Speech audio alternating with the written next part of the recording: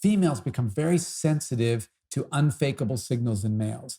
And so they know that talk is cheap, but they know that action is not. And that's why, you can do a good game by talking. And of course, if you're funny and you're quick-witted, that's actually not cheap talk. That's a good sign that your mind works really well. And we've got more genetic expression in our brain than we have anywhere else in our body. And so that's a really lovely sign that you have good genes, and therefore you might be a good partner. But then, of course, you need to go out and achieve those things to demonstrate that you're of value to a potential partner, you're of value to your group, et cetera.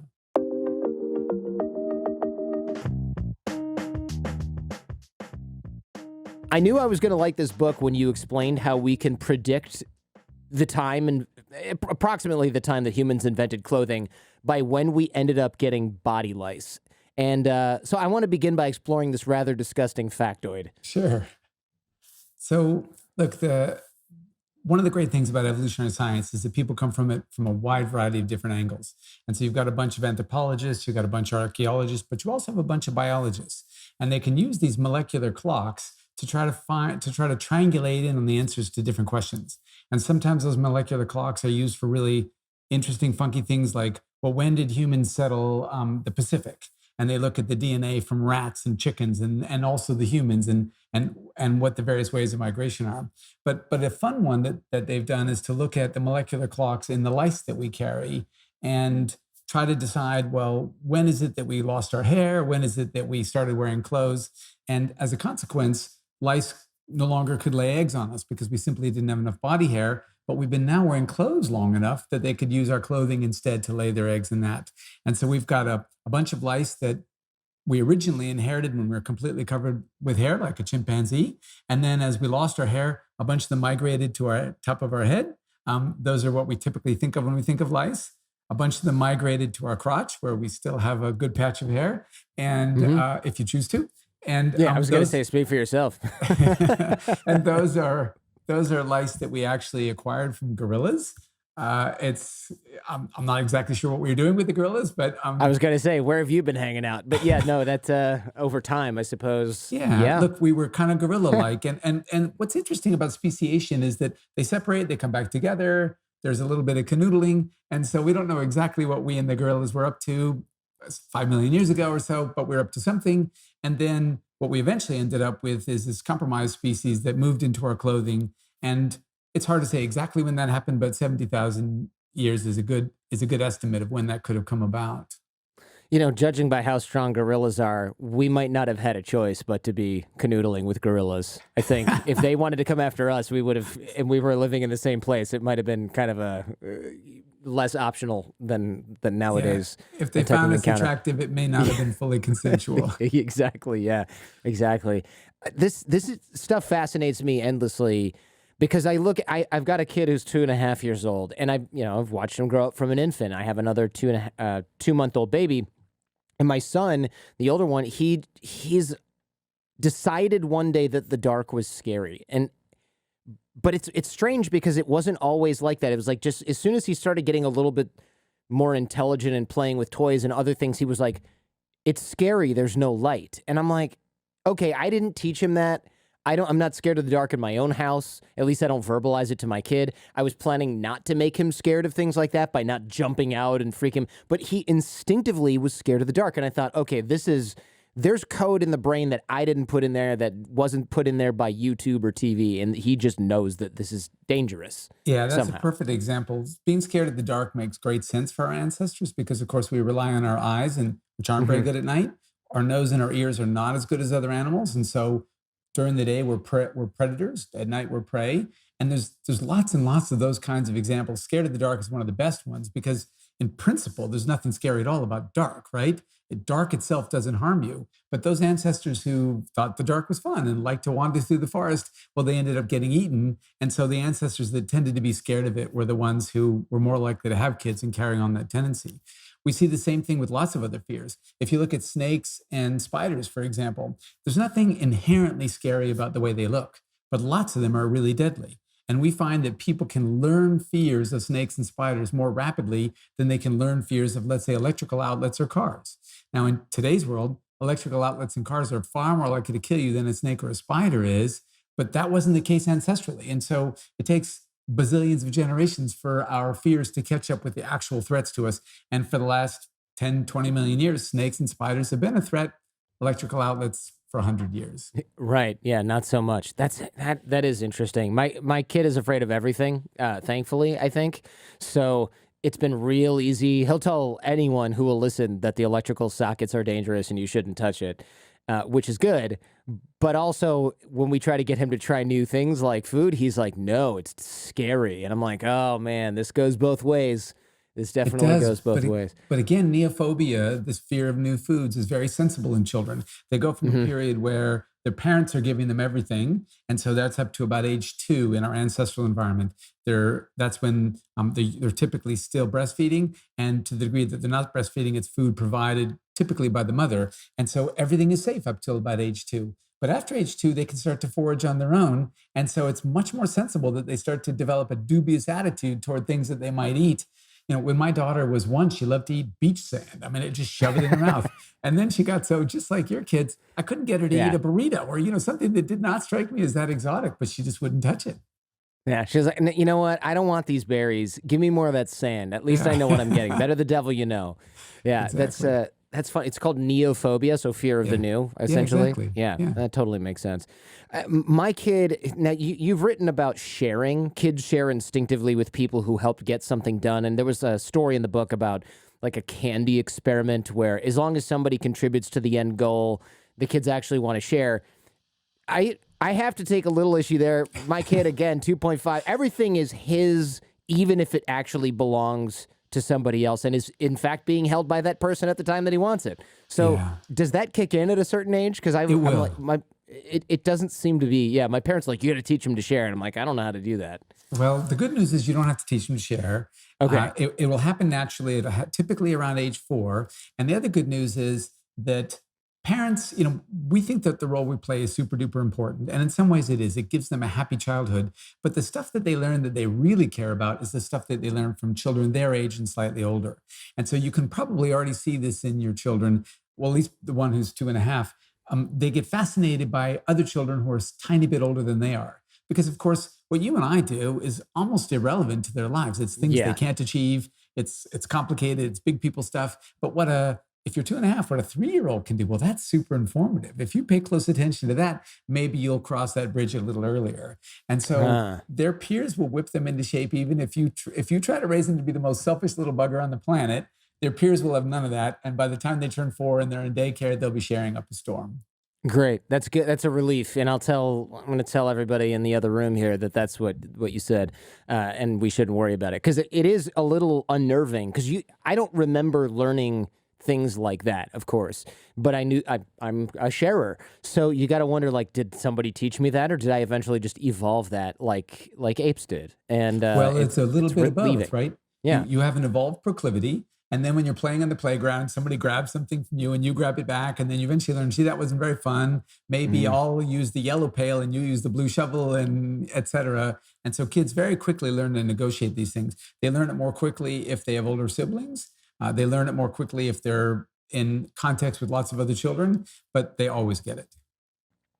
I always wondered, and the book really addresses this, which is why I enjoyed it so much. I always wondered, look, if apes came down from, let's just say, the trees or in the jungle, and then suddenly decided, hey, I'm going to pick berries and hunt things that I can catch.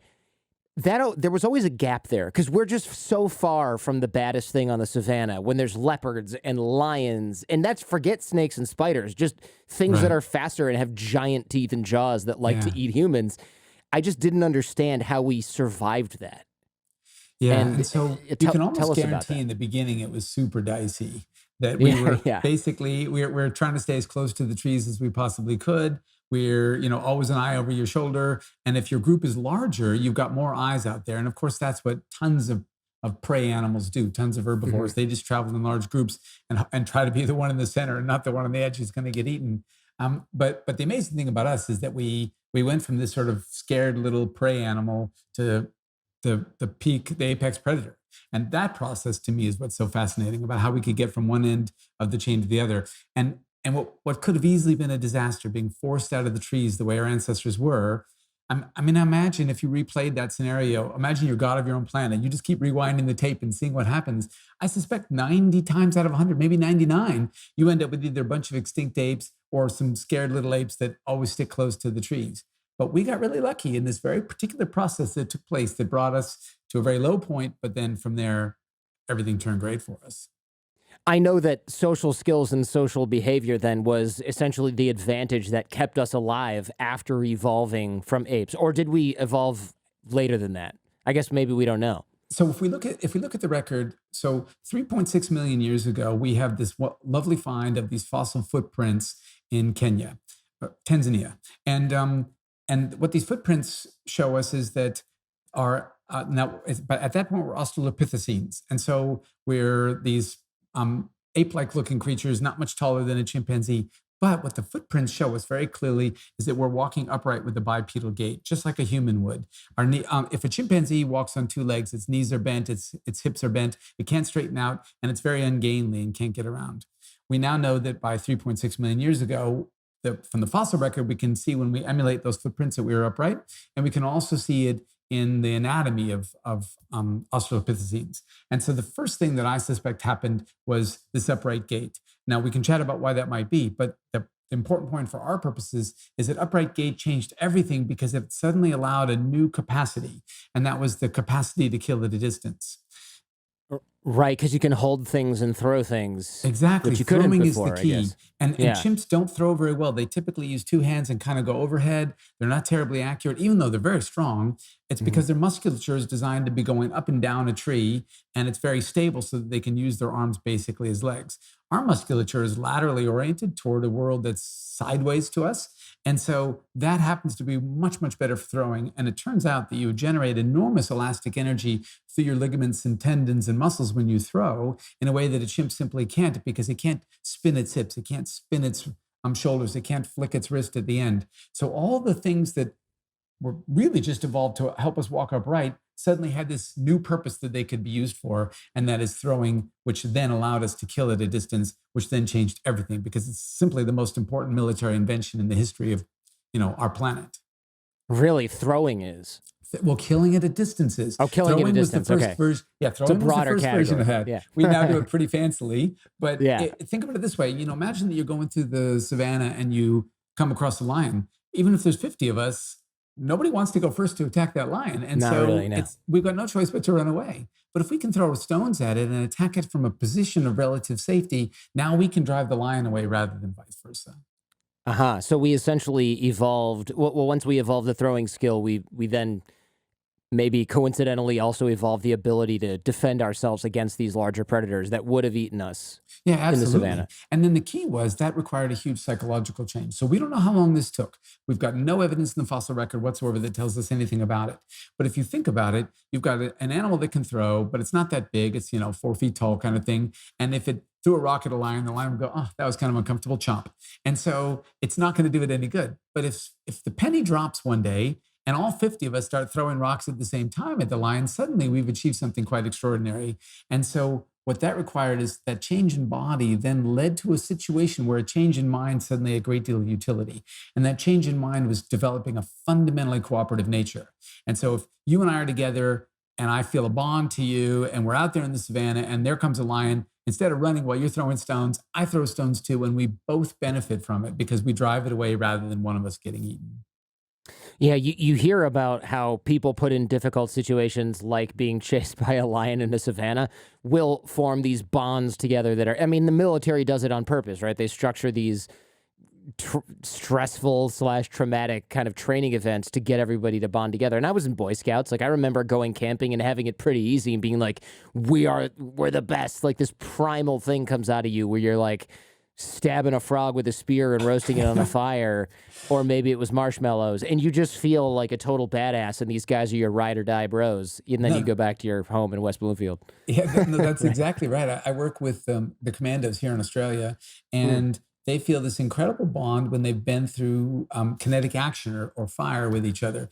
And because for that moment in time, they depend on each other 100%, and they know they can depend on each other 100%.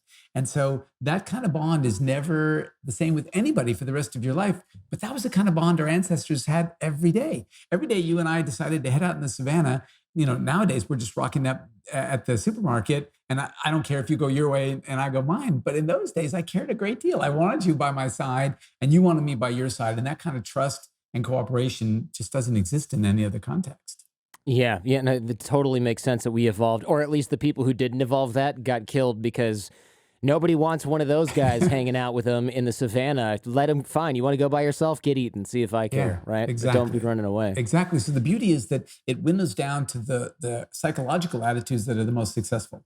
And so we typically think about evolution as winnowing down our bodies. So it makes our hands better at grabbing and things like that. But of course, your attitudes have to match your proclivities. They have, or your abilities. They have to match what your body is capable of doing and the things that it ought to be doing.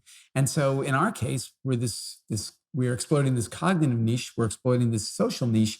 And so what we need to do is form bonds with each other to feel the sense of connection, to cooperate with each other. And that's just as important as developing big muscles or all the other things that we might evolve on the savannah. What do our eyes tell us about how we're designed to cooperate? This is an interesting little factoid that it always amazes me when people find things like this and then they come up with a reason why this exists or why this happened. Yeah, I think it's fabulous too. You run into these great findings. And in this particular example, if you look at the eyes of the other great apes, so chimpanzees, orangutans, and gorillas, by and large, they're entirely brown. And so this white part of your eye is the sclera, and their scleras are brown. Now, they're very clever animals, and they can tell, in contrast to monkeys and animals that are sort of lower in the intelligence chain, they can tell what another animal can see from its vantage point. So they can look over there and say, oh, well, from where you're sitting, you can see out there, which I can't. And therefore, when something attracts your attention, looking out the window, I know I need to go take a look. But interestingly, by virtue of having the brown sclera to their eyes, they disguise that information. They hide it from other members of their group. And what that tells you is that by and large, it doesn't butter their bread for everybody else to know what captured their attention because they're fundamentally competitive with each other. But we've now evolved away from that with the white sclera to our eyes that very clearly advertises where you're looking. Doesn't matter what your face is doing. You can see the whites of your eyes very clearly. They're a signal that says, here's where I'm looking. And what that tells you is that by and large, 99 times out of 100, if I look at something, I want you to know that I looked at it because if it's food, you're probably going to help me get it. And if it's predator, you're probably going to help me fend it off or run away from it or whatever we have to do. Yeah, this is it's just so fascinating that somebody kind of figured out why our sclera are clear, but also the design of our sclera, like, hey, look, it's amazing that there was evolutionary, or I should say selection pressure on the human eye. Like, hey, the guys with, or like, hey, the tribe with the white sclera where we could see where they were looking, they survived so much better than the humanoids that had darker sclera, that those people don't exist anymore. There's no sort of breed or I guess ethnicity or anything like that that has dark sclera. They're just gone. They're gone. And what we call these sweeps. When something sweeps through the population, when some genetic change is so important that it gives you such an advantage that it just sweeps through the population, and lots of the sweeps are complete. The white sclera is a good example. There are no exceptions beyond genetic abnormalities. Some of the sweeps that were underway, but that modern medicine interrupted because we don't need them anymore. And a good example is lactose tolerance. And so until not that long ago, no humans could drink milk into adulthood because it's biologically expensive for you to continue to produce lactase if you don't drink milk. And so we just stopped doing it once we are weaned. But somewhere along the way, some cattle controlling or cattle producing or cattle advent, or even goats or some other animal, these pastoralist people who had these animals started drinking their milk, and somebody had this capacity to keep maintaining lactose in their system to adulthood. And it was just so advantageous, such a great source of protein that it then spread like wildfire. But it was recent enough that now you go to the shops and I'll have oat milk or you have something else. And so we don't suffer if we're lactose intolerant. And so that's a sweep that if it had happened, let's say 5,000 years earlier, it would be complete. And there would be no lactose intolerant humans. But because it happened when it did, some ethnicities are more lactose intolerant than others. I was going to say, I live in Silicon Valley, so Northern California, and I think a huge number of my Asian friends can't eat ice cream, or they can, but they have to take like some sort of pill that helps them deal with that, because otherwise it's like it's a nightmare. So they'll joke like, "Oh, I can't eat cheese, or I can only have one bite of this," and I'm just like, because growing up in Michigan, and you know this, you worked in Ann Arbor, you never meet anybody who's lactose. Like if they do, they can't eat dairy. You're just like, that's so weird. What do you mean you can't eat dairy? But here, it's like half the population. Yeah, Honestly, all the and menus will say dairy free. it's exactly right, and it's purely a function of what was the probability that your ancestors were pastoralists and were relying on milk as an important source of nutrition, and where it was less frequent, you just have a lot less lactose, a lot more lactose intolerance, and the little pill they take is really just the lactase enzyme that your body is otherwise just making of its own volition. That's so interesting. So I've heard theories like, well, if you just keep drinking milk from when you're a child through adulthood, you'll keep making lactase. But I don't know if that's true or not. Do you have any idea? No, it's not true. I mean, it is the case that if you happen to be one of these people who's got this very weak capacity to continue to produce lactase, but your body can do it, but it doesn't really do it very well. If you stop drinking milk, it'll say, "Oh, okay, I don't need to do that anymore." But if you keep drinking it and keep pressing it, you'll be better off in that regard. But no, if you're genuinely lactose intolerant, you could drink all the milk you want. Your body's not going to keep making Yeah. lactase. Yeah. I guess all the milk you want is a very small amount if you're lactose intolerant. Exactly right. So, the experiments that you write about in the book really do, some of them really do blow my mind. There was one where, and I'll ask you about this in more detail because I could be getting it wrong, but it's like fMRI. They did fMRI on these stone cutters, and like whoever came up with the idea of how to test this was just a friggin' genius. Can you take us through Sure. this experiment, this So study? this is a great example of when we want to know what are the cognitive capacities that are required to do X. One of the things that we can do is shove you into one of these magnets. Now, an MRI is just looking at the structure of your brain, and people get that if they've got a brain injury or the doctor needs to look at their brain for whatever reason. But an fMRI is slightly different. F stands for functional, and what it's looking at is what we call a bold signature, or the way the oxygen is moving around in your brain. And so we can see the parts of your brain that are being overused, so to speak, by looking at how there's more oxygen going to those parts of the brain. And so we know that the first Stone Age tools that our ancestors made, to the best of our knowledge, are these Oldowan tools that are a couple of million years old, 2.5 or so. And they're super simple. If they're basically sharpened edges, and they're handy because, of course, if you got no knife or any of these other implements, you could use that to cut open a hide and get access to things that you couldn't access otherwise. But they're super simple, and it obviously it doesn't look like it requires a lot of cognition to make one. The next big step was 1.7 million years ago with the Schulian tools, which are named after the place where they're first found in France, but in fact they're originally from Africa as well. And these Schulian tools they're bifacial, and they look much more like there's a human designer, that somebody had an intention or a plan when they did it. And so it looks, when you look at the tool, you say to yourself, well, I bet that's pretty hard to make. And so, but you can ask the question properly by saying, well, let me teach you how to do it. Let me shove you in a magnet, and then I'll show you pieces of the tool along the way of production, and ask you, what would you do next? And when you do that with those Olawan tools that are very simple, all you light up is motor cortex, right?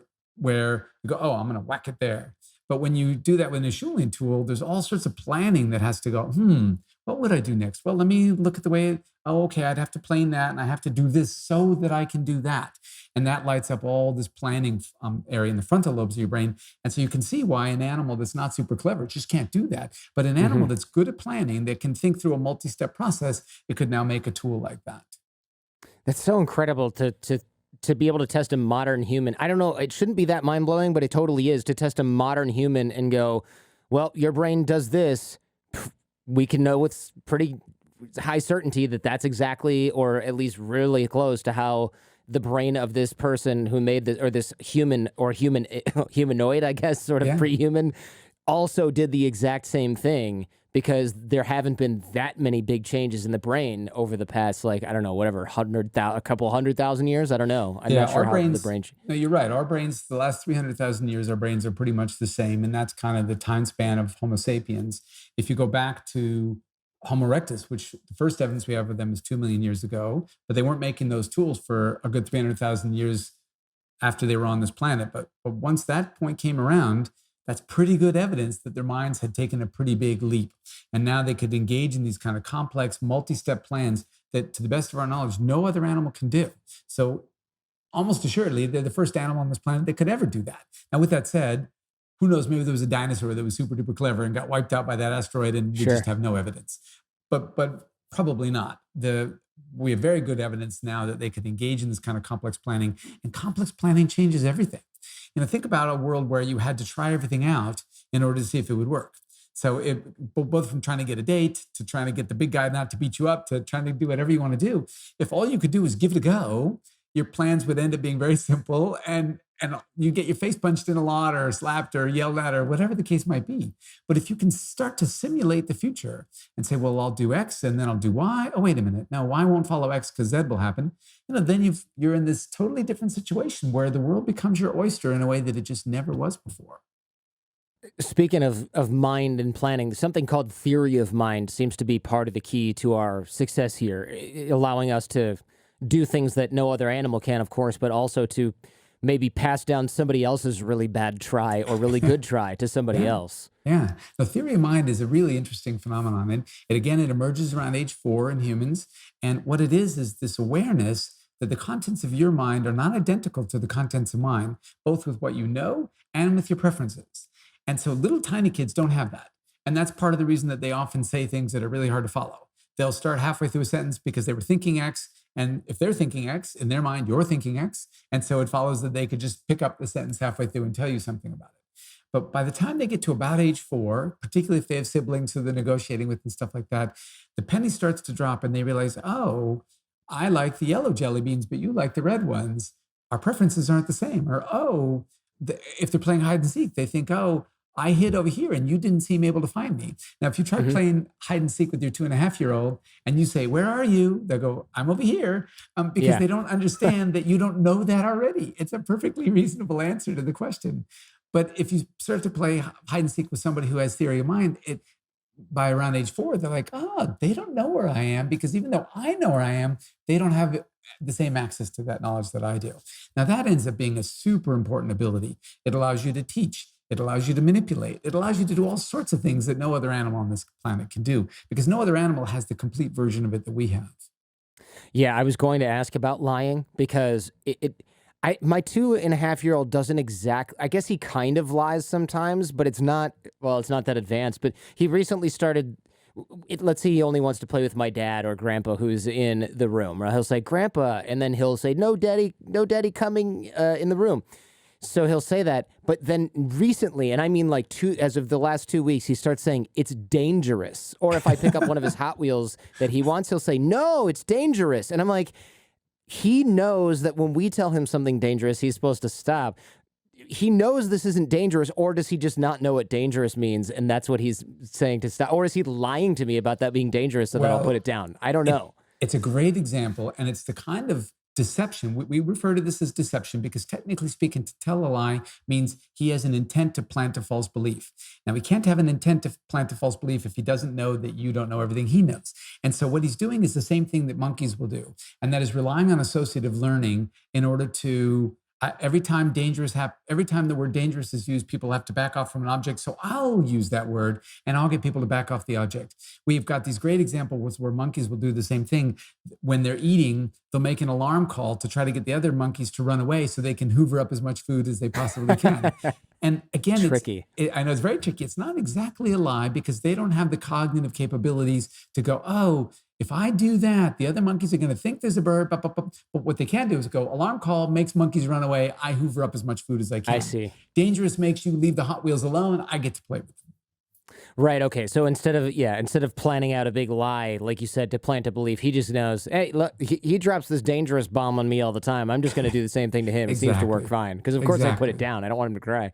Yeah, it's so interesting. I think it's fascinating that monkeys or apes can kind of lie with nonverbal communication, or at least deceive. The deception thing being evolved, it also just makes so much sense. Yeah. Yeah, it makes great sense because, of course, the first thing you're to try to do in life is get those things that you have the power and the abilities to get. But the day it occurs to you that you can implant a false belief is the day it occurs to you, oh, I can get all sorts of things I can't otherwise get, that I don't deserve, or that I'm not strong enough to hold, or whatever the case might be. It's dangerous, Dad. You touch this Hot Wheel and you might burn your hand. And so eventually, when he gives you those kinds of lies, he's going to be doing it on purpose, in the sense of he's going to be trying to give you a false belief. For now, he's just trying to manipulate a word that often works. We see the same thing with monkeys. Apes are a little bit more complicated than monkeys, and they can engage in some rather complex theory of mind types of deception. So, for example, when a chimpanzee is the alpha male in the group, and if it sees two other males together who are a potential threat to it, who are not that far down the food chain from it, if it sees them together, it'll charge them and drive them apart, because it doesn't want them to form a coalition and then be able to displace them. A baboon isn't clever enough to do that. And so a baboon also doesn't want other baboons to displace it if it's alpha male, but it can only do things like a little bribery with food and things like that. It doesn't have the wherewithal to think, oh, you two are over there chatting, so to speak. That suggests you're forming a bond, and that suggests you may be an eventual threat to me. They haven't thought of divide and conquer. Yeah, probably a good thing. There's so many questions that come off this. It's almost hard to stay on track. I wonder, why didn't we evolve a better ability to detect lies? Now, some people think they can, but we see through studies that even investigators, when they test these like FBI interrogators, they're like 50-50. And really good detectives are like 50-50. Unless they can get a lot of questions in with somebody, it's like a coin toss. Why haven't we gotten really good at that? So I think the answer to that's complicated, and unfortunately, we don't know this with certainty. But what I believe the answer is that we did not evolve to detect deception in people we don't know, in strangers. Because remember, in our ancestral world, strangers were a threat. You don't just rock up to a stranger and ask to borrow their pen. You don't do anything like that, because if they're a member of a different tribe, there's a good chance that they're going to try to off you. And so we just stay away from them. And so what that means is that those who are actually in our group, in our, whatever our linguistic group is, or our tribal group, they're going to be people mostly who we've known our whole lives. We may not always spend all of our time with them, but we've known them for a great deal of time. And that gives us lots of other ways to detect deception. One, I can see how you normally act, and today you're acting a little bit different. Mm-hmm. Two, I can try to corroborate what you said. So you claimed to be out bowling last night and not with my girlfriend, but I can go chat with Bob, who was also bowling, and see if he saw you at the bowling alley. And so there's all sorts of other ways to detect deception. My guess is that the cues that we gather from strangers simply don't have enough meaning for us. And so we're not very good at using those cues. And what that means is that you've got a lot of data at hand when you know somebody well that helps you detect deception, but you don't have those same data when you're trying to process information about a stranger who you don't know how they typically act. You don't have the same opportunities to corroborate, et cetera. So my guess is that we evolved to detect deception amongst people we know, but not really among strangers. Yeah, that's like how your mom can tell you're lying like 90% of the time, but you're some friend you met, or you might have a tough time with it. Exactly. Yeah, that makes total sense, right? You just had the limited contact with strangers, or if you didn't have limited contact, you didn't have to evaluate anything other than they weren't born in the same tribe as you, and that's it. Yeah, they've got a different accent, they're wearing different clothes, they're a potential threat to me, but they're also a potential opportunity. Just because they're a stranger doesn't mean I'm going to attack them, but I'm certainly going to be ready to do so, and I'm not really worrying about corroborating what they're claiming. Right. Yeah. They didn't have a chance to be like, hey, I come in peace. Right. That all came later with the invention of language, I suppose. Did humans have to then adapt to, I don't want to say income inequality, but just inequality in general? Because if hunter-gatherers are kind of sharing everything, we don't really do that anymore. Or at least Western societies don't really do that anymore.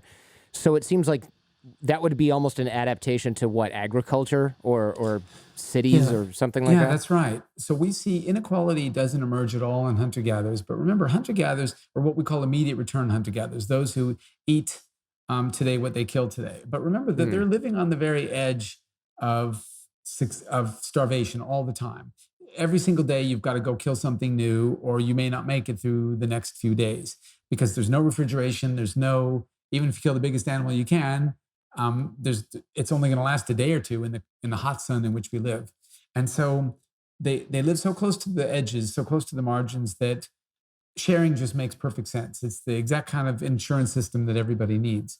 But once you get to sort of a pre-agricultural world, and we can see this in Europe and in Asia and in parts of Africa about 30,000 years ago, where people started to settle down and not move around as much, at least seasonally. And once we see that, we start to see bigger houses and littler houses. We start to see people who are buried with fancy ornamentation around their neck and people who are just chunked into the clay with nothing on them. And so we know that inequality probably preceded agriculture by about 20,000 years. And we know as it started to get increasingly so. And we also know that it emerged in hunter-gatherer societies where you could store food. And so a good example is in the Pacific Northwest, in Washington and Oregon, there's lots of great salmon runs, or at least there used to be. And so the people who lived there they knew that reliably every year at around this time, tons of salmon come up this stream. And so they start to develop hierarchies where I say to you, hey, let's partner up. We're going to go protect that salmon stream and we're going to make sure nobody takes our food. And then we're going to gather enough food for the whole year. And these processes come into place where over many, many generations, inequality starts to reemerge, despite the fact that it had functionally disappeared in our ancestors. Chimpanzees are wildly unequal, hunter-gatherer humans not at all, and then modern life wildly unequal again. How did then agriculture? Well, actually, let me find another transition to get into this. By the way, if you hear a baby crying, let me know because I don't want that to get. Okay, good. Because I'm like, oh, it can't be picked up, and then later my producer's like, I can't. There's a baby crying over the whole track. I have a soundproof room, but it doesn't matter because she's got pipes. She's got good lungs. Good lungs. Yeah, it's so loud when you're holding her, she's crying. It's so loud, it's like jarring, and it immediately turns my. It makes you highly motivated to fix the problem. Even though she doesn't speak English yet and you don't know what she wants, you look for every possible solution.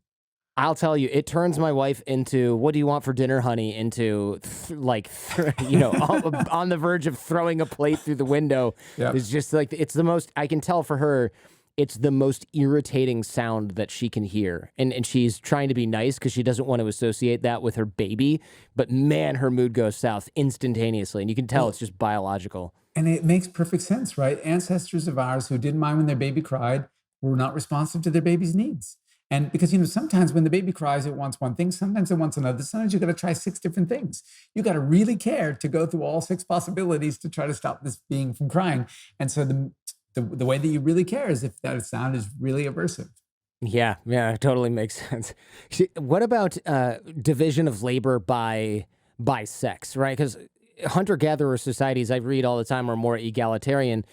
Is that just because everyone's sharing, or does that have to do with who could plow? I don't know. Right. I guess that's a good question. So hunter-gatherer societies are more egalitarian than any other societies, but that doesn't mean that there's not sex-based division of labor. So one of the examples that I don't even know why this is, but somebody out there probably knows the answer or ought to be trying to figure it out, is in every hunter-gatherer society on Earth, women do the cooking. Now, that doesn't seem to be demanded. Yeah, it's bizarre. It doesn't seem to be demanded. I wouldn't have thought because the cooking doesn't happen till you brought home your giraffe and I brought home the roots I dug up. But nonetheless, that's what happens all over the world. So there are lots of sex-based divisions of labor, and many of them are based on the kind of needs and demands of motherhood versus the needs and demands of fatherhood. Now, it is the case that human males do a lot less parenting than human females do, but human males do a ton more parenting than any of the great ape males. We're way, way better than there. So it depends on what your standard of comparison is. We look great compared to gorillas and chimps. Mm-hmm. We don't look so good compared to human females. But of course, that division of labor made perfect sense. Meat is a super high value food, especially when it's a fatty animal. So it brings in lots of calories and lots of protein. And so to go off for a day or 2 days into the distance to try to find those things requires a willingness to disconnect a bit from your family and just go off and try to achieve that goal. Whereas, women tend to go off in dyads or triples, and they tend to be digging things up, not hunting things down. And it makes perfect sense again, because they've got this probably little one attached to them. Our ancestral females, they nurse for about 2 years. And because nursing is an abortifacient, it causes you, if you do get pregnant, to flush the fetus out. That meant that they had babies about every 3 years. But that means that they've got little ones on them all the time. All the time, yeah. Oh, God. That's just, my wife would not be up for that. That's too much. I can't even imagine having a life where you have to gather food, you're on the verge of starvation, you probably have some sort of shelter, but it's got to be something you can either pack up and move or find again. and you also have 3 kids that are or something like that you're feeding, or it's just a whole gaggle. It just sounds so stressful. I thought stepping on Legos at night was bad, and this is it doesn't hold a candle to that. Look, it does sound stressful, but there's a lot of stresses that exist in our modern world that our ancestors didn't have to worry about. So, what's the meaning of life? Why are you and I here? What's going to happen to us when we die? Modern science has disrupted our understanding of all those questions. If we look back at hunter-gatherers, they all have these religions that they're not at all like our monotheistic moralizing religions we have today. They're much more about ancestors and spirits and gods out there that may or may not listen to you, but what it did mean is that you had a place in the world, and you didn't question why are you here, and you didn't question what you ought to do for a living. Nobody 100,000 years ago goes, what do I want to do when I grow up? Yeah. You're a hunter or a gatherer. There are no other options. And so we've got these pressures that our hunter-gatherer ancestors would actually find very aversive too. And so what happens is you get used to a world you're in. They would love the fact that there's a fridge over there. They'd love the fact that they go to the supermarket without getting eaten by a lion. They'd love those things, but they'd be pretty thrown by a lot of other aspects of our world, living with strangers and not being concerned about it, not knowing what happens to you when you die, et cetera, which weren't concerns that they had. It's funny though that back then they're not thinking about purpose and what is my purpose in life, and that's like the biggest crisis right now that a lot of folks have. You know, Yeah, is it's a what huge what am I crisis. going? I'm feeling unfulfilled. Try feeling hungry all the time. Yeah. And like, what's your passion? You're 18 years old and you're going off to college or getting a job, and everybody asks you, well, what's your passion? What do you really want to do? The proper answer is, I'm 18. How on earth would I know what my passion is? We didn't evolve to find our passion. That's something new where there's now a bazillion jobs you could choose from. And Copernicus and Darwin destroyed our understanding of our place in the universe and the centrality of us, which we always believed. Every ancestral human believed that they are central to the existence of the world and the world is central to them. And now we're tiny specks on a tiny planet in a tiny solar system in this vast universe. You can look up in the stars and feel like an insignificant piece of crap. And I Yeah. don't think our ancestors ever felt like that. They looked up and they thought, how great is that?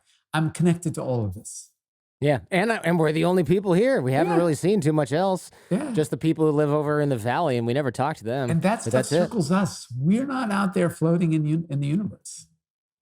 Yeah, unbelievable, and it makes concerns like dating seem pretty trivial. But hey, mating and signals is another interesting topic that you discuss in the book, right? Peacocks and peahens, and like somehow the peacock's tail is almost analogous to lying about me having a PhD or something, or how much money I make each year, or my Well, it's height in a dating app. it's analogous to lying, but it has the great advantage that they can't lie with that tail. If a peacock reaches adulthood and hasn't been eaten by a tiger, then it's a pretty fit beast because it's dragging around 4 or 5 feet of feathers that are completely unnecessary for its existence. And so if you rock up and you say, oh, I graduated #1 in my class at Harvard and I drive a Ferrari, I'm like, maybe. But if you then pull up in your Ferrari the next day and I see your diploma sitting on your seat, that's like the peacock's tail. You can't fake that stuff.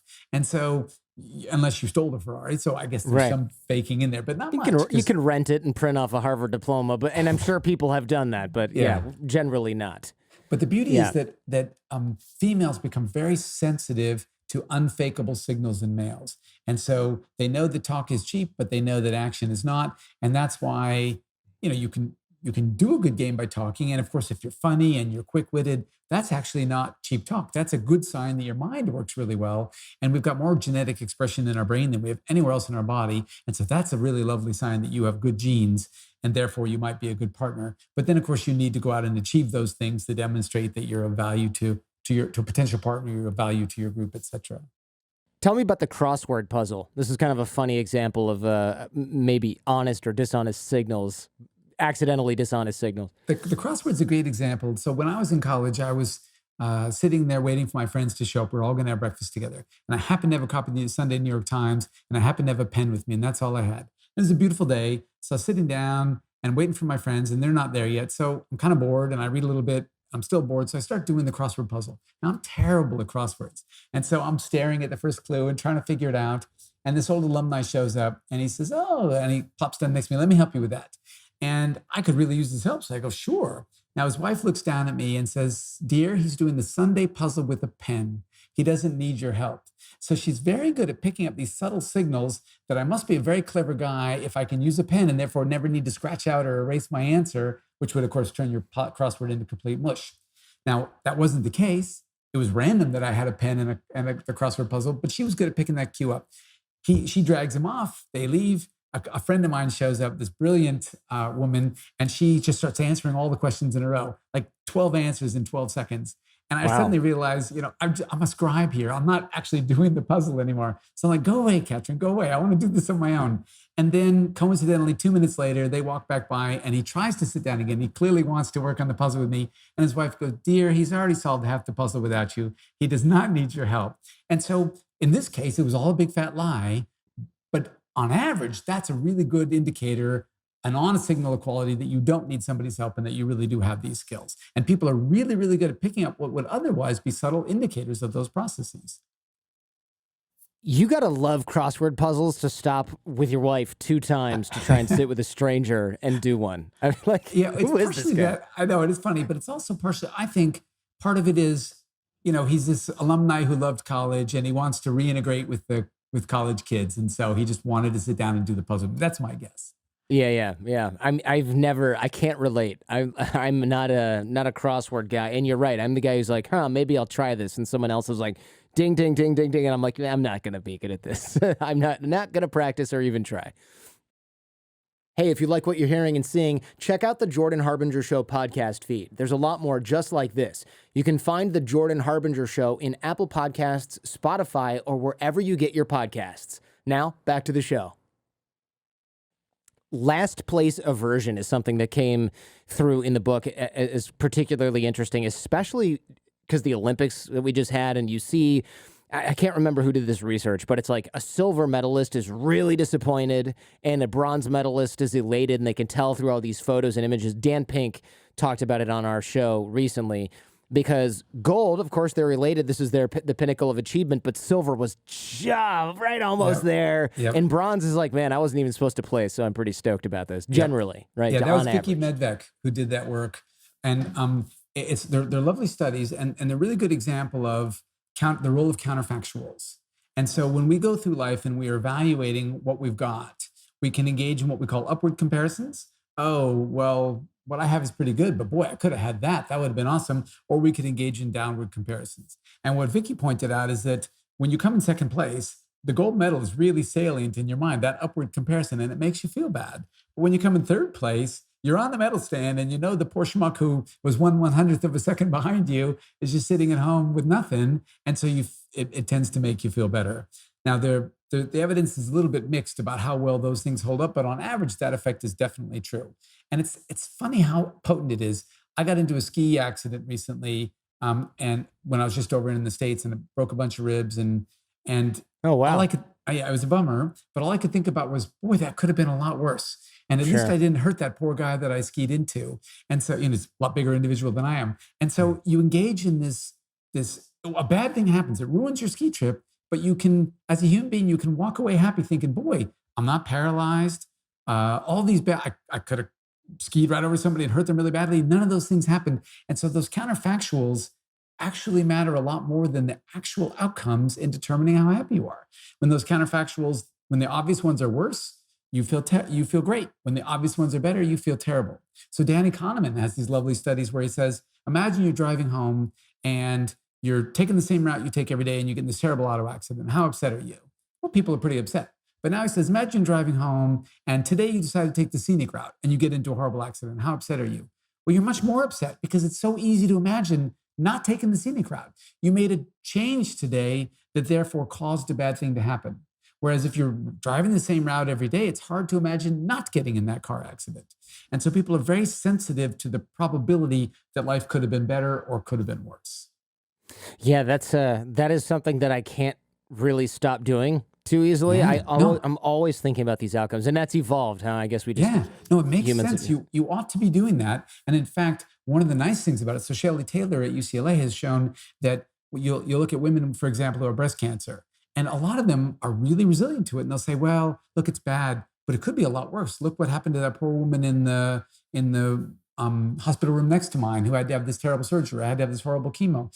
And so the good thing about it is it allows us to be very psychologically robust because we can easily envision how things could be worse. And once you can envision how things could be worse, since everything in life is relative, you now feel a lot better.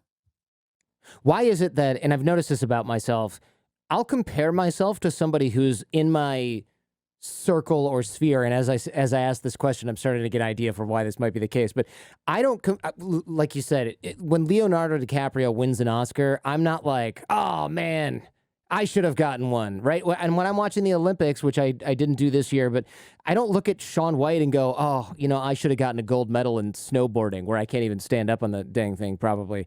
But if a friend of mine gets a windfall, I find a twinge of envy, even though I'm really happy for them and I might not even be in their industry. I'm like, well, why did he get stock options? Well, he works there and you don't, dummy, right? Like that's Right, what I'm right, thinking. What's going right. on there? Is that why am I not comparing myself to everyone? Thankfully, because that would be horrible. But why bother at all? Like it's like there's Yeah. my brain knows who to compare itself to and who not to, and it seems arbitrary. It does seem arbitrary, but like all these other things, it is evolved. And unfortunately, these social comparisons are the biggest bummer. They're the biggest source of life dissatisfaction because it's very common that a friend of yours will do well, or a sibling will do well, or somebody in your immediate social circle. And although you love the person or like them and you're excited for them, you also cannot help but feel bad about the fact that that did not happen to you. And the reason you can't help but feel bad about it when it happens in your immediate circle is that, remember, our ancestors evolved in these very small groups of humans. And so inside these very small groups of humans, they had the situation whereby they need to be chosen by one of, if you're a guy, you need to be chosen by one of the women as a partner. You need to be accepted by the rest of the group as valuable. And if you're the kind of worst in the group at everything, well, then you're always at risk that the group's just going to toss you out because you're consuming more calories than you're creating. And it's going to be very hard to find a partner, a mate. Whereas if you could achieve a little bit more than those around you, it doesn't matter if you're achieving very little. If they're achieving even less, then you're looking pretty good. And so again, everything becomes relative. And sexual selection is this process whereby we're constantly jockeying for status with others. Now, one of the bummers about status is that it's one of the few zero-sum games that humans engage in. If I rise in status compared to you, then the way that happens is you've lost and I've gained. There's no, if I go out and farm and we all have more food, it's not zero sum. We've all gained something. But if I but status is only relative.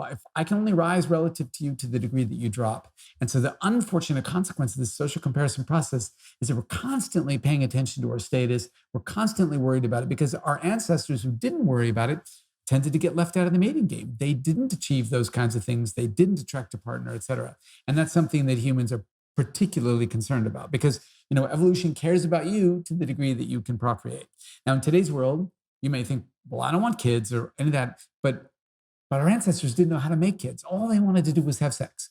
So we evolved to want to have sex, and then of course kids came along, and then we evolved to be nurturing to kids, and so the process continues in that sort of way. But sexual selection leads to the super unfortunate process of social comparison, and of course it tends to get aimed at those around you because somebody in another group could achieve anything they want. It's not going to. One of the females in your group is not going to go off with them.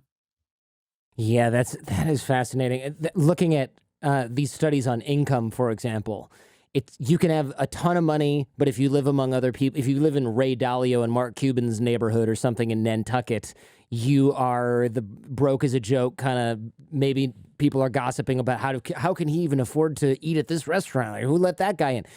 But if you're that same person and you decide to live in the neighborhood that I grew up in, everyone goes, wow, that's who bought the big house on the corner? What do they do for work? Ah, man, what kind of car do they drive? Must be really impressive. Bet their kid has Nintendo, right? So you can see my baggage from a mile away. But like, you look at these income comparisons and you see that a lot of my friends have moved out of California recently, and they're like, it's amazing what you can get for X dollars. And I'm like, you make so much. What do you care what breakfast costs? And Right. reading between the lines, they really don't. What they really care about is the fact that now, instead of being in the middle of the pack, they're freaking loaded compared to everybody Yep. else around them because they're Absolutely. making like 150 or 200 grand a year in a place where people are making 30 to 50, as opposed to making 150 to 250 in a place where everybody makes that amount of money because everybody works at Apple or whatever. Yeah, no, that's exactly right. I mean, it's an unavoidable process. And to the degree, it doesn't matter what everybody else has. It just matters, do I have a little bit more or a little bit less? And so if I've got a ton and everybody else has 2 tons, I'm feeling kind of poor and why don't I have a helicopter? And I can't believe that I have to drive to work. And then I move into a new neighborhood and I've got the fanciest car and suddenly I feel great. And so it's all this status jockeying. It's one of the most unfortunate things about being human because that status jockeying more than anything else disrupts our happiness. It's super hard to learn not to do it because our ancestors who didn't do it aren't our ancestors. They get left out of the mating game. So it's not an easy switch to turn off. It's far easier to say, screw it, I'm moving to Iowa where I'm going to be rich rather than in the Hmm. Bay Area where I'm poor. But one of the things that does happen as you get older is you do get better at stopping and reflecting and deciding, do these things still really matter? And the beauty is, of course, once you've got a partner, all these things become a little less important as well. Yeah, that part has interested me. I always wonder, would I have achieved, not that I've achieved all this greatness or anything exactly, but would I have bothered to achieve what I have achieved if I got married in my 20s? Or would I be like, I'm all right. It's like we get a little fat after we get married. A lot of my friends have experienced that. I certainly have. And it's a little bit of complacency that you swear is never going to happen to you, but in a lot of little areas it can creep in, especially if you're just not paying attention. And I often wonder, like, if I got married at 29 instead of 37 or whatever it was, like, where would I be now? No, that's a great point. And the interesting thing about it is that human beings evolved to try to grab that lifetime partner when they're at their most attractive. And so what that means is that men tend to marry a little bit older than women do. And it also means that the more educated you are and the more that your job relies on lots and lots of training, you tend to get married later as well. And because so if you're the high school football star who then is going to go off into a trade and work in a factory, well, you're at your most attractive when you're 19 because you're made of muscle and you're super cool and all those high school trophies are still sitting on your bench.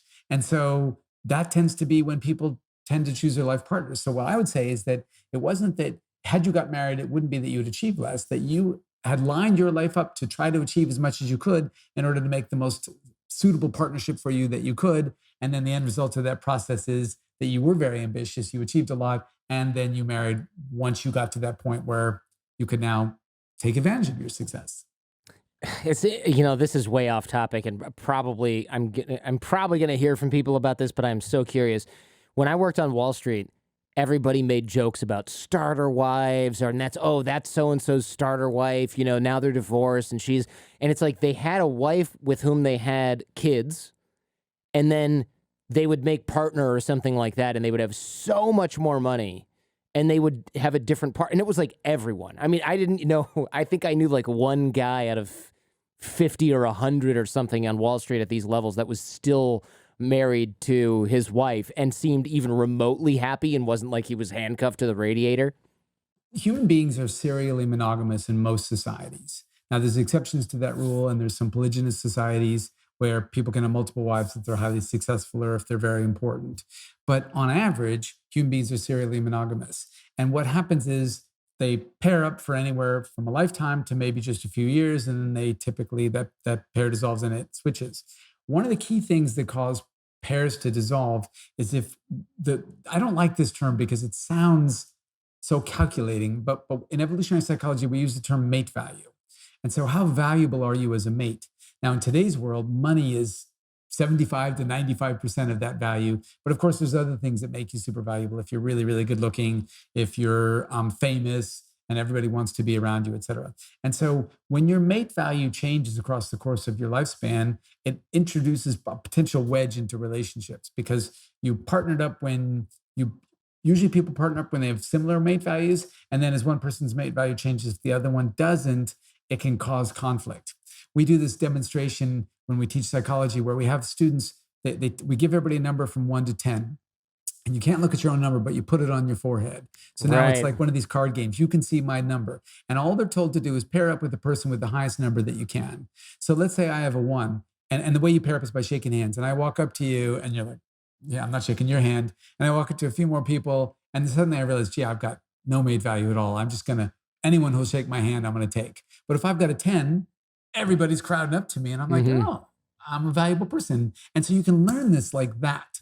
The same thing happens when you get rich. The same thing happens when you get famous, et cetera. And so unfortunately, we do see this process. And unfortunately as well, on average, it tends to happen to men. Now, it's happening much more to women as they become successful. They have a lot more careers and they become successful. But men care more about looks in their partner, and women care more about success in their partner. And so what that means is that even when women become successful, it often doesn't introduce the same kind of frictions. But when men become successful, it really can. And lots of times people have fallen in love and they just bond and connect and they don't care. And you might look from the outside, gee, why is that rich guy with that kind of nobody or whatever, but he loves her and they survive. But 9 times out of 10, they don't. They do exactly like you say. And it causes conflict and it leads to marriage dissolution because this feeling that I've got all these other people who are attracted to me. We look at movie stars and we go, oh, those people are they're so fickle. They can't stay married. I remember when Brad Pitt and Angelina Jolie first got together, I told my students, well, this isn't going to last. And it's nothing against either of the two of them, but they both have too many other options all the time. Well, what makes people's marriage last is they don't have too many other options all the time. And so we know that marriages last longer in rural areas than they do in cities. We know that marriages last longer when you're a nobody than when you're famous. And it's for all these kinds of reasons. That's so interesting. So the idea, if you want your marriage to last, you should try and keep your mate value commensurate with that of your partner, and maybe encourage them to do the same. Don't make too much money. Don't be famous, and move to buy a farm and stay there. It's the best recipe, and that will keep you together. I can't promise you'll make you happy, but it will keep you together. Right. No, you'll still be together. You might be miserable because you live on a farm and you had to learn, another language to keep up with your partner, and it drives you crazy. But here you are. Or you had to gain the same amount of weight as your partner, or something along those lines. It's funny. I'm gonna get in trouble for saying this, but I don't care. My mother-in-law will tell my wife somewhat regularly that she needs to keep up with me or I'm going to lose interest, which is not, it's like, that's not in the process of happening, by the way, to be clear, Jen, when you listen. But she'll, like, I'm learning Mandarin Chinese and I'm studying a little bit of Russian Duolingo and I've got like all these other sort of projects. I'm working on my voice and the business is going well. And she'll be like, you need to keep up, which is not helpful because we have a 2-month-old and a 2-year-old. Right, And to have my mother-in-law, to have her mom telling her like, hey, by the way, your husband's doing a lot of important stuff. You better pay attention. Not helpful at all. But it's really interesting that she would, one, notice that, and then two, say that, because I feel like most people would, it's like saying the quiet part out loud. You don't really normally do that. And I thought that was kind of interesting. It's the exact kind of advice that family will give, because the mother-in-law is most invested in the two of you staying together because she wants your resources to continue to go to your kids. One of the sad truths about men is that they tend to support the children of their current wife. And so I know it's terrible, but it's true. It is terrible. So if you divorced, the probability that you pay for your kids to go to college goes down. The probability that you pay for the kids who are already the children of the person that you remarried to go to college goes up. Men take care of kids in part to satisfy their current partner. And this has been happening throughout history. And so mothers in particular, the wife's mother is very sensitive to the fact that she needs to make sure that she can do what she can to maintain that relationship. One of the more entertaining ways that they do that is if you go to delivery rooms, the mother of the bride will often, the mother's mother will often tell everybody in the delivery room, oh my gosh, she, the baby, looks so much like her dad. When they say that all the time. Yes. And the truth of the matter is that a newborn baby looks like a semi-boiled egg. It's disgusting looking. It doesn't look like old Chinese men, even if they're not partly Asian. Yeah, they look. My wife's Asian, and our kids looked like an old Asian man for the first year. And my kid looked like he went 3 rounds with Mike Tyson. He was this bruised, disgusting. It was foul. And if somebody told me that looked like me, I ought to be insulted. But when immediately my mother-in-law's home, she goes, "Oh, he looks just like you, Bill." And I just sort of beamed because it's a little bit of a reminder, probably that kid belongs to me, because that's a reassurance that the wife's family always wants to provide. Yeah. No, my kid does look a hell of a lot like me, but it is funny how they said that from the very beginning. And I look and I'm like, okay, but he also looks like my wife's dad, and he looks a little bit, but they always, he looks, every day he just looks more and more like Jordan, and they'll say that every week without fail. It's so funny. Keep you investing. Well, they got it. I can't imagine. It's hard to hear that guys lose interest, I would say, lose interest in their kids when they remarry, because I can't imagine that happening to me. I know, at all. And And it sounds and part of it horrible. is losing interest, part of it is that, but part of it is also conflict with the new spouse. The new spouse does not like you giving resources to the old spouse's children. And so it becomes costly every time you pay for the kid to go to university or pay or do whatever, try to spend time with them. It introduces friction. Even if your partner's really good about it, there's this sort of low level friction that it introduces, and men don't want that. And they're also less, men are less bonded to their children than women are anyway. I mean, that's across the animal kingdom, but even in humans. Tell me about divergent thinking. What is this? I listened to a little bit about this and I thought, okay, I feel like this is one area where I feel like I'm pretty good at it. And I never really knew what it was, but looking back at my schooling, I was always kind of this guy as well. Yeah, so divergent thinking is trying to find different ways to solve problems. It's probably one of the main components of creativity. And so if I asked you, name 6 uses for a brick, you would, if you were poor divergent thinking, you'd say, well, I could use it to hold down a blanket. I could use it to hold down a stick. I could use it to prop, you're holding down and propping open, right? But if you're good at it, you could say, well, it's a good weapon. I could hold something down with it. I could build a shelf with it. You'd have all sorts of different kinds of uses that you could come up with. Now, divergent thinking turns out to be somewhat important in the animal in the natural world. You and I are hiking along and we get to this raging river and we got to figure out how to get across it. And if we only can think, well, we got to wade in, that could be the end of us. But if we can think about 6 different ways we might solve this river problem, a raft, a bridge, go to a fork, etc., that helps. But it particularly helps when we're dealing with other humans. Because if I start to successfully manipulate you, if I've got your number and I can get you to do the things that I want you to do, one day it's going to occur to you, or somebody's going to tell you, Jordan, you've become Bill's lackey. Every time he wants to go hunting, you get the shitty job. Every time he wants to do something, you are there helping him out. You're going to say, oh, you're right. I'm not doing this anymore. And then Bill's going to need a new strategy to persuade you. That's just human nature. And so our capacity to engage in divergent thinking almost assuredly evolved in order to manage each other. If we think about managing the world that we live in, if you're an Inuit living way up in the Arctic, it's a super difficult environment. If you're a Turkana person living in Tanzania, or Kenya, it's another super difficult environment and hot and dry, etc. But your ancestors have lived there for a long time. You've lived there for a long time, and you know the rules of engagement. It's with other humans that the rules of engagement can change on a daily level, and why we have such pressure on us to be able to think about the world in these kind of complex ways.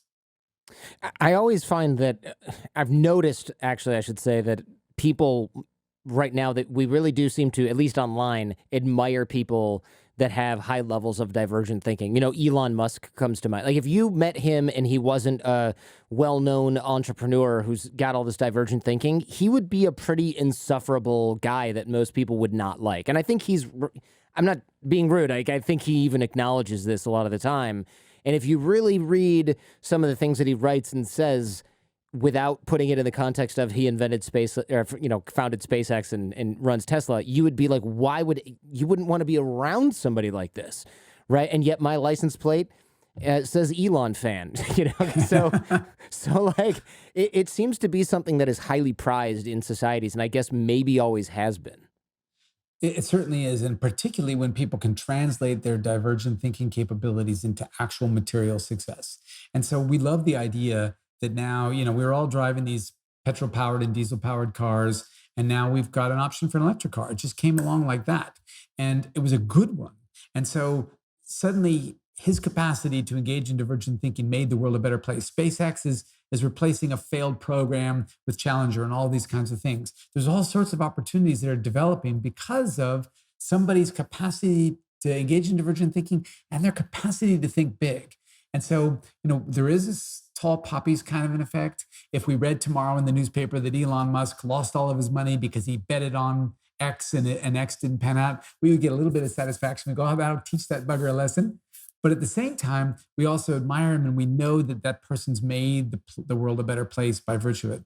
And the same even holds when people only use their divergent thinking for social processes. They don't have to be an engineer who invents new stuff. But if they're just really good at planting their ideas in the minds of others and making the world congenial to them, we just find those people fun and interesting to be around. We admire that ability. it's more than any other ability, it probably plays a really big role in creating social success out of nothing. Lots of people can create social success out of something. I'm the best hunter in our group. And so you want to be around me, you want to hunt with me. And so I can say, all right, well, I'll be friendly. Come on, Jordan, let's go for a hunt. It's easy for me because I've already got the super important ability. But when you've got nothing to start with, and then you can engage in this divergent thinking and create something out of nothing, well, that's super impressive. Yeah, by the way, the license plate was not my idea. It was Jen's idea, my wife's idea. So I'm washing my hands of the whole thing. I just want to note Fair that enough. here before I Now I'll take know when I 10,000 see emails. you too. That's right. Yeah, I thought maybe like should I have that in there? But you know what? People take pictures of it like every day when we're driving, and I see it on Twitter and stuff when I search for it. So it's kind of funny to see that. Something that disappointed me about the book is that we deceive ourselves with respect to attractiveness. I did not. That was not what I wanted to hear. That tell me about the photo experiment. This just popped my Yeah. bubble, man. It's a lovely experiment. This is Nick Epley and Aaron Whitchurch. And what they did is they brought people into the laboratory and they took their photos. Now, this is a while ago. So they wanted to morph them. It took a few days. Now you could do it in 20 seconds. But so they take your photo, they send you home, and then they bring you back into the lab and they do one of two things.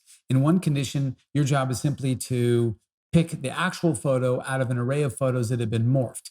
Now, the morphed photos have been morphed either with somebody more attractive than yourself or somebody less attractive than yourself. So they've got your actual photo and then your uglified self and your beautified self.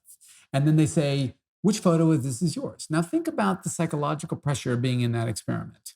So I'm tempted to choose that really good looking guy, that Bill who really looks hot, but I know full well that you know the answer.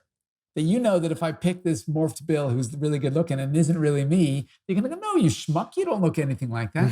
And so people in my bet is that they're trying to be modest. They're trying to pick a photo that is not the best looking one that they really want to pick because they don't want to be embarrassed. But nonetheless, on average, they pick the photo that's been morphed 20% with this good looking person. And so they choose the better looking one. And interestingly, in a follow-up experiment they ran, they simply show you your real photo, your minus 20%, so uglified 20%, or your beautified 20%. They show you only one of those three photos in an array of other people, and they see how long it takes you to find it. And you can find your good-looking self faster than you can find your actual self and faster than you can find your uglified self. That's incredible. It is incredible. And what it tells you is that we all have this mental image of ourselves, or almost all of us, that's actually better looking than we really are. Now, Yeah. there's a good reason for that. Originally in psychology, we thought, well, that just makes you feel better and helps you survive the slings and arrows of outrageous fortune. But in actual fact, that's not why we do it. It's not a defensive weapon to help you retreat from an unfavorable world. Rather, it's an offensive weapon that helps you convince other people that you have value. So if I think Bill's better looking than he really is, I can saunter up to the bar where there's this attractive woman and I can start making small talk with her when I might otherwise feel too insecure to do that. And if I do that and she looks at me and goes, why is this twerp making small talk with me? Well, then she'll say, well, he looks kind of twerpy, but he seems to think a lot of himself and he knows himself better than I do. Maybe I ought to give him the time of day. And so confidence is super important. It carries as much of the variability in how people respond to as actual competence does. So what this means is that, yeah, we do go through our lives deceiving ourselves. Now, if you think you don't, the acid test for me is always, how often do you see candid photos of yourself that you didn't know somebody was going to take and you actually like them? In my own case, 1 out of 10 candid photos, I think, oh, that's a good picture. The other 9, the photographer's a sadist. I've been designed to look as ugly as I possibly can. And what that tells you is, no, those candid photos are what I really look like, but they're not what I look like in my mind's eye. Yeah, that's the part I was talking about, why this is not great news, right? That means if you look at most photos of yourself and you say, wow, these are kind of bad. Why do people take such bad photos most of the time? The truth is, that is what you look like. Yes, right? And I refuse to believe that, but unfortunately, the science shows that I do look like most of the photos that are taken of me, which is really a bummer. It is a bummer. Robert Trivers, who's the one who originated these ideas about self-deception, talks about how he'll be walking down the street with some young, attractive female, and then he'll look in the glass of a window that he's passing, and he'll go, who's that old guy with the turkey gobbler neck next to that attractive woman? And then he's like, oh, crap, that's me. Yeah. And so he originally encodes it as somebody else. It takes a little bit of time for that to sink into his skull. Well, no, that guy's you.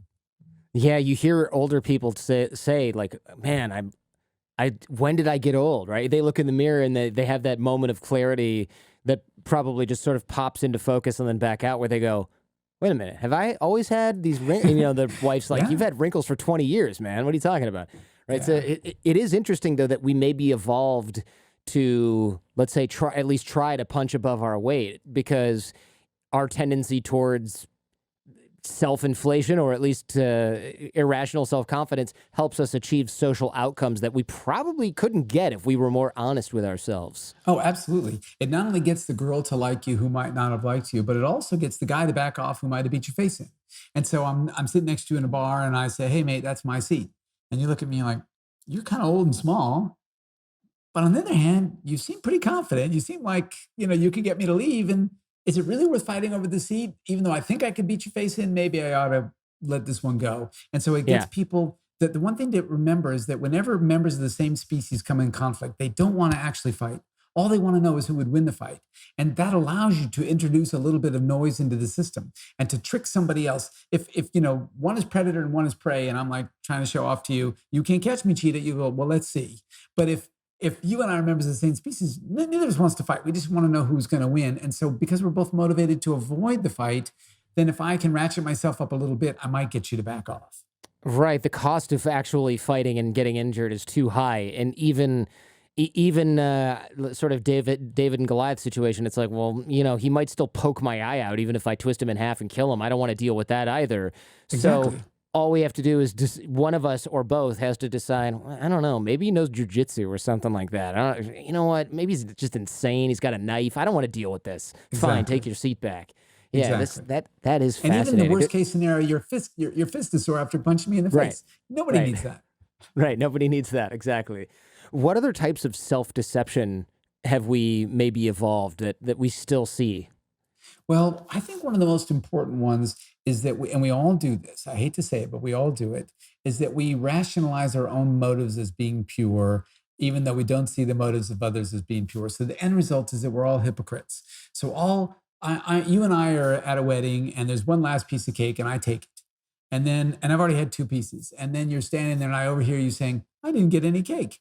And then I'm thinking, I could think, "God, well, I'm such a selfish bastard. That's the third piece I had." But I can say, "Well, I had no idea that whoever planned this wedding didn't think it through carefully enough and have enough wedding cake for all the guests." And so I didn't mean any harm whatsoever when I did that. And we all cut ourselves these breaks all the time where we try to recast our morals as being pure. And what that allows us to do is go into the next interaction feeling good about ourselves, being able to sell ourselves to others rather than going, "I'm kind of a selfish bastard who will eat the extra cake if I can get away with it," because that doesn't allow you to sell yourself very easily. And so we tend to view ourselves, and in fact, this applies to our own group as well, as sort of morally pure and self-righteous and doing the right thing. And we tend to be very dubious about the motives of others. Yeah, that makes perfect sense. It kind of goes also to the fundamental attribution error, where when I do something bad, it's because of the circumstances and the situation, but when somebody else does something bad, it's because they're a POS Yeah, and their whole life is a big mess. yeah, it's the Yeah. exact same process. So let's wrap here by why don't you tell me about the time you rescued a child valiantly on the escalator? So lots of people have lots of heroism in their life. I have one iota of tiny bit of heroism, and it could have gone completely pear-shaped. It was really, really lucky that it didn't go badly. And in my mind, as I sat there reflecting on it afterwards, it made me realize how much our tendency to cooperate and help is so automatized that we can do really, really stupid things when we're trying to do the right thing. Now, in this particular case, I was living in Sydney at the time, and I had two very small children, and they're both in strollers. And my wife and I had just bought them an ice cream cone at McDonald's for like 30 cents, right? And so we're going down an escalator, but one of these ones that doesn't have steps, it's just flat. And so we've got the strollers, and we're on the down ramp, and I see this yell, I hear this yelling, and I look at the bottom, and there's this woman with her small child, and he's playing on the outside of the escalator on the little handrail. He's kind of Uh, grabbing hold of it, and she's yelling at him not to. And then suddenly she yells really loud, and I realize he's grabbed a hold, he's gotten too high, and he's afraid to drop off. And all you can see are hands over the edge of the thing because he's hanging from it. Now, if I hadn't already watched what was going on, it would have meant nothing to me. I would not have noticed those hands, and I would have obliviously, like everybody else in the mall, just kept going down the track. But I saw what was happening, and he was a tiny little guy, and I could see that in about 20 feet, he was going to hit a pillar and drop about 25 feet to the floor and break his leg or something. oh my And God. so I told my wife, I said, grab the other stroller. So she did. And then I jumped over to the other side of the escalator and ran down. And I got to him right before we got to the pole and reached over. He weighed nothing, and I pulled him up. But what was so interesting is that as I'm running to him with my 30-cent ice cream cone from McDonald's, rather than like chucking it to the floor so that I could save the world and or shoving it in my mouth or doing something, I literally, as I'm running down the escalator, I'm transferring it to my pinky so I can hold this ice cream cone on my pinky so that when I reach over, I don't drop this little fellow. Now, imagine that I did drop the little fellow and I didn't drop the ice cream. Imagine that trying to hold on to the ice cream had caused the whole thing to go Oh pear-shaped. man. Think about what you'd be trying to tell the jury. They go, so tell us again, Professor Von Hippel, you held on to the ice cream cone but dropped the child. And I go, look, I know that sounds terrible. But My hands were covered in thinking. melted ice cream. I couldn't help it. Yeah. Exactly. And so yeah. it was really, really stupid of me. It was fortunate that I happened to be the one who saw this happening. Now, what made it even worse is now I've got the kid and I'm going up the escalator and I've got the ice cream cone and she's screaming and the father sees me from the top floor with his kid and an ice cream cone in my hand. I mean, you can't imagine sort of a worse way to start. And so he goes running down the escalator. And I'm assuming, look, it has to be the dad. Some random person's not going to come running at me. And so I hand him the kid. Now, thankfully, he doesn't punch me in the face. He decides, I don't know if this guy's a good guy or a bad guy, this ice cream wielding child thief, but I'm going to take the kid and I'm going to let the situation go. Then when he got to the bottom, I'm now riding back up the escalator to get to my family. I can see him talking to his wife and then he waves like, thank you. And so, but I easily could have dropped the kid. I could have got punched in the jaw. Everything could have gone wrong because I was unable to drop this stupid ice cream cone. That is ridiculous. What does this teach us? It's because the ice cream cone obviously plays a part here, right? What is actually, why did that happen? The reason it happened is that we've got all these automatic rules that we follow in life. You don't throw ice cream cones off the escalator in a mall. You might hit somebody, it's rubbish, etc. You just don't do those things. And so if I'd been a hunter-gatherer who didn't have those rules, I'd chuck the ice cream cone. If I was a little kid, little kids chuck ice cream cones. But as an adult, I can't throw an ice cream cone on the floor. It doesn't even occur to me. There's all these automatic rules that we follow. And so all I'm trying to do is rescue this little fellow before he gets to a pole. But I'm making my life so much more difficult with this stupid ice cream cone that I can't get rid of because I don't have the time to stop and go, well, what should a person do with an ice cream cone? Imagine planning in advance. If I'm ever on an escalator with an ice cream cone and I see a child hanging on the edge, I'll throw it away. No, you're fine. But if you don't plan in advance, you just follow these scripts and these scripts can lead you astray. It's in fact exactly why so many states have these Good Samaritan laws where I tried to go save you when I drowned you or whatever I did, because people mean well. Broke your ribs during CPR or something like that. Yeah, exactly. Yeah. They mean well, but they don't execute very well unless they're trained. If they're emergency medical techs or police or soldiers, they can be very good at this. But regular schmucks like me, they have no idea what they're doing.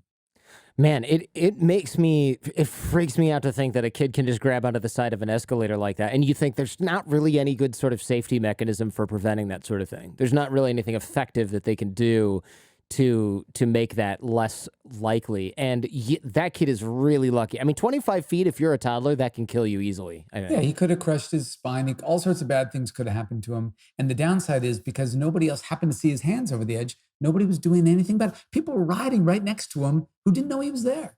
And I wouldn't have known he was there either, but for the fact that I noticed his mother yelling at him when he was noodling around in the beginning. So it's pure luck that to sort of save the day in these cases. But we live in such safe worlds that when we see things like that, it really throws us for a loop. But if you travel back to my childhood, or if you travel around in developing countries, you see little kids doing dangerous stuff like that all the time. And it tends to work out, but of course it doesn't always. Childhood mortality is way higher elsewhere than it is in the countries that we're blessed to live in. It's funny. I just saw a video probably yesterday someone sent to me on Reddit, and there was a car that was it was like a Jeep, and had kids overflowing on the back and hanging on the sides and hanging onto the roof. And they drive up next to they're like, who's driving this monster bus that's rickety and rusty and full of kids? And there is literally like a 7 or 8 year old kid driving this car. And he goes, in whatever language it was, where are you going? And he goes, the beach. And it's a literal child. He can barely see over the wheel, but he's the biggest one of the whole group, and he's driving this car with 30 kids on it. And I'm thinking, wherever this is, life is cheap, for sure. Now, we live in such safe worlds that we're shocked by these kinds of events. But it wasn't that long ago, when I was a child, cars didn't have seatbelts, doors popped open and you fell out. I mean, a million things go wrong in life, and we just accepted that your steering wheel would impale you and kill you when you got in an accident rather than having an airbag that popped out and saved you. And it was just part and parcel of what life was like. The same thing held with health. If you go back 100 years and the chances of dying at a fish and chip shop in Oxford were higher than the chances of dying if you lived in Detroit during the crack epidemic, because food poisoning was so common. We live in such safe worlds now that every time we identify one of these little problematic areas, we get really thrown by it. But our ancestors would have been utterly unthrown by a 7-year-old kid driving this truck full of kids, because that's what life is like. Sure. We had Steven Pinker on the show to talk about how much safer it is now than in the past, even though we see more crime and things like that on TV. So things feel more dangerous, even to people that sort of know better and people that have lived a really long time. Like, oh, back in my day, you could have the kids run around until the streetlights came on. And it's like, yeah, and they got kidnapped and murdered all the time, but you didn't hear about it. Right. Exactly. I mean, the thing is, Pinker's absolutely right. The world is so much safer than it ever was. But unfortunately, so Roy Baumeister a psychologist, talks about how bad is stronger than good. And it makes perfect sense. If every day I go out of my cave and I hunt and I'm successful most days, that lets me live another day. But the one day that I get eaten by a saber-toothed tiger, well, that's a really, really bad day. That's worse. That's worse than the good days were good. And so we evolved to pay more attention to the bad. And as a consequence, because news is so immediate and because there's so many humans on the planet, we can see all these bad things happening in all these random places. So even though the world's way safer and way better than it used to be, it doesn't feel that way. It feels just the opposite. Why are young males so freaking dumb? And I'm including myself in this, right? Like when I was a kid, I do think, and I'd say kid, I mean up until age 35, I did things where now I look back and I go, no wonder my parents were worried. What was I thinking? This is a terrible idea. I would never do this now, and I would never let my kid do this.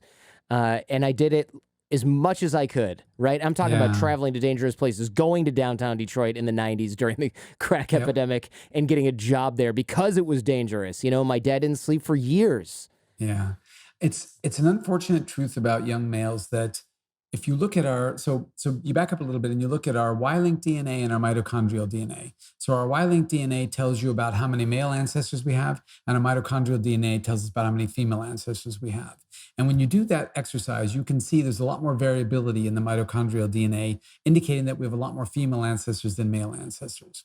And so what that means is lots of men got shut out of the mating game. They never got to have kids at all. And lots of men had lots of female partners and lots of kids. And so males, and this holds for across mammalian species by and large. In fact, it holds for lots and lots of species. And so what that means is that males have evolved to do whatever it takes in order to get into the mating game.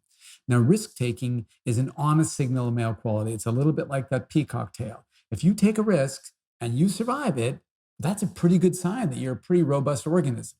And so if you can live in Detroit and do your job and nobody mugs you and kills you, well, you must be a pretty intimidating guy. And so all the kinds of things that we do that look stupid, they actually make us more attractive to members of the opposite sex because they're signs of our robustness, signs of our quality. Unfortunately, it's a testosterone-driven thing. In my own case, I mentioned the ski accident. It was a perfect example. I went flying over a rise and there was somebody who had stopped where they couldn't be seen from above.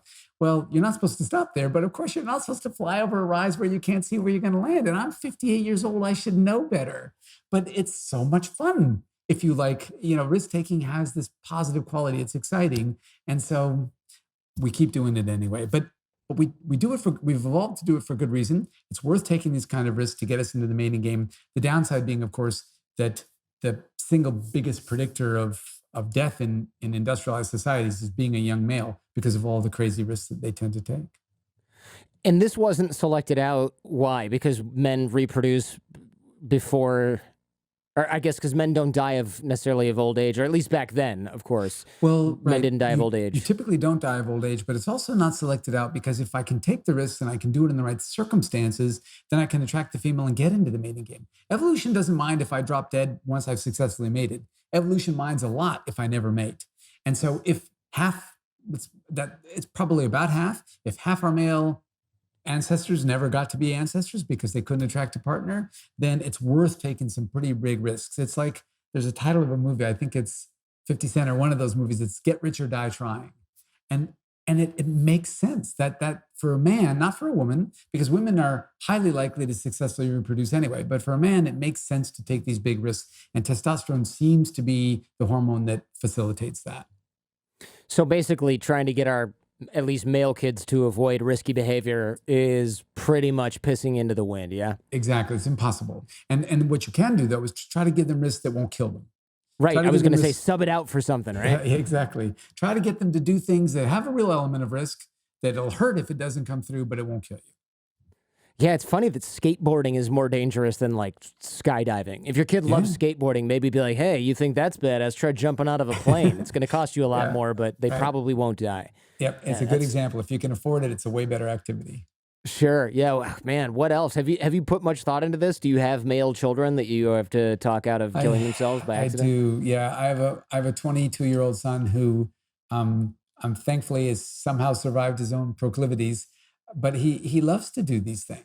It's just it can't be stopped. And so he has a really quick, fun car, but it also has airbags. You try to do what you can, and it's not very big, so it shouldn't kill other people, and it shouldn't kill him. You just try to do what you can to balance these forces. Yeah, I mean, it's not super comforting, but I look, like I said, my kid is afraid of everything, and I almost kind of hope it stays that way. It won't. Sorry, Jaden. You're better off a wimp, man. You get that from me. I promise you it won't. It would be nice if it would, but it changes. Bill, thank you so much. Fascinating conversation. I have to have you back at some point. We didn't even talk about intergroup conflict and baboon versus elephant leaders, all, of course, in the book, which will be linked in the show notes. Really appreciate your time. Oh, totally my pleasure. I really enjoyed chatting with you. Would love to come back sometime.